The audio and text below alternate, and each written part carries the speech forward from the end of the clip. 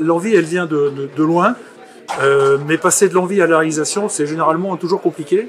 Et il y a eu un déclencheur, ça a été la Biennale des villes en transition l'année dernière, dans lequel on s'est rendu compte que déjà une quinzaine de clubs étaient dans des actes de transition, sur des domaines aussi variés que bien sûr les infrastructures, mais beaucoup plus sur les modes de vie, sur les déplacements, sur le traitement des déchets, sur l'événementiel, mais il y a plus d'histoire, et on s'est dit que ça, il fallait qu'on le bonifie, qu'on en fasse un terreau, et il se trouve que Grenoble Capitale Verte là-dessus a joué un peu ce rôle, quoi, allez, on y va. Pour moi, l'objectif de cette soirée, finalement, il était de sensibiliser, il était d'informer, et il était de lancer. Alors, sensibiliser, je pense qu'on l'a fait. C'est parti un peu dans tous les sens, mais c'est normal sur une première. Informer, je pense qu'il y a eu des slides fortes quand même, hein, notamment l'intervention de Maël Besson, mais pas que.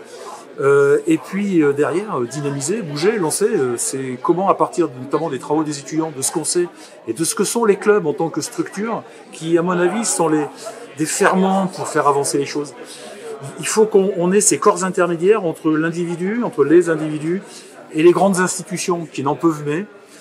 Et il faut qu'on travaille chacun à notre niveau. Et je pense que les clubs ont une carte à jouer très intéressante. 140, enfin entre les gens qui sont inscrits, c'est 140. Hein, donc sur une question comme ça, c'est plutôt une bonne nouvelle.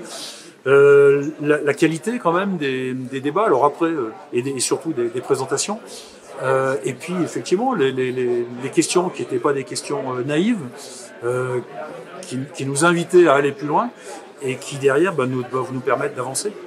Maintenant, là, il faut construire les ateliers, il faut réunir les clubs, il faut produire cette charte d'engagement de transition, il faut qu'on en fasse les indicateurs, il faut qu'on travaille la question de l'engagement de chacun, et pas seulement des clubs, parce qu'il ne faut pas leur mettre trop de pression aux clubs. Il faut qu'on voit comment l'OMS va les accompagner, il faut qu'on voit comment la ville va les accompagner, il faut qu'on voit éventuellement comment d'autres institutions vont jouer. Ça doit être une année effectivement de construction, aussi d'approfondissement d'état des lieux, savoir sur quoi je discutais à l'instant avec Alim Latrèche, le président de l'escrime grenoblois. Il me dit mais nous on est déjà dans la première vague, c'est fait, et on a déjà des éléments de deuxième vague. Donc notre souci c'est comment dépasser ça, comment avancer sans aller jusqu'à une troisième vague, mais au moins de s'installer dans la deuxième vague. Je pense qu'il faut utiliser toutes les compétences là où elles sont, de telle manière à ce qu'on avance tranquillement, un petit pas, mais on fait un pas. La démarche aujourd'hui, ce soir, c'était d'en savoir plus, d'échanger avec les acteurs. C'est vrai, ce que je disais plus tôt, c'était que sur ces différents acteurs, ceux qui étaient présents ce soir, tout le monde n'a pas le même niveau de sensibilisation, d'information. C'est bien de le partager, d'informer, sensibiliser. Après, il y a les actions. On essaie tous individuellement et collectivement de mettre en place. L'échange pour l'information et la sensibilisation, ça va être important. Mais c'est surtout après les actions et ce qui est mis en place derrière. Au départ, ça vient des personnes, des clubs. Au-delà de tout mettre la pression sur le sportif de haut niveau, voilà, c'est aussi dans les clubs individuellement. Une forme d'éducation quelque part, on peut dire ça. Exactement. Ça commence jeune. Et c'est vrai que maintenant que je suis président de club, c'est ce qu'on essaie de transmettre à nos adhérents et à nos licenciés. Alors j'étais là aujourd'hui, voilà, j'avais deux casquettes. La première, celle de mon club où voilà la question de la transition écologique peut être intéressante à intégrer dans notre pratique de tous les jours.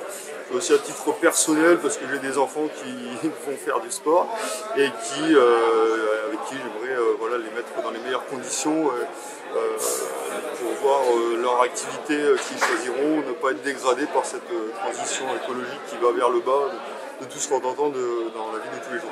On voit que sur 2 degrés, 4 degrés de plus, ça a des impacts énormes sur le temps qui nous reste.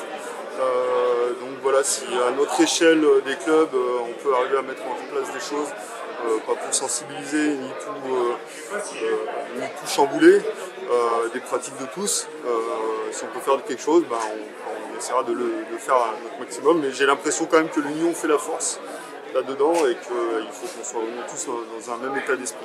Il y a quand même quelques petites idées qu'on avait déjà pensées. On a l'impression d'être dans le schéma en fait, qui est proposé aussi ici. Donc on va être acteur en fait, des prochaines réunions d'information, enfin de travail plutôt, autour de la transition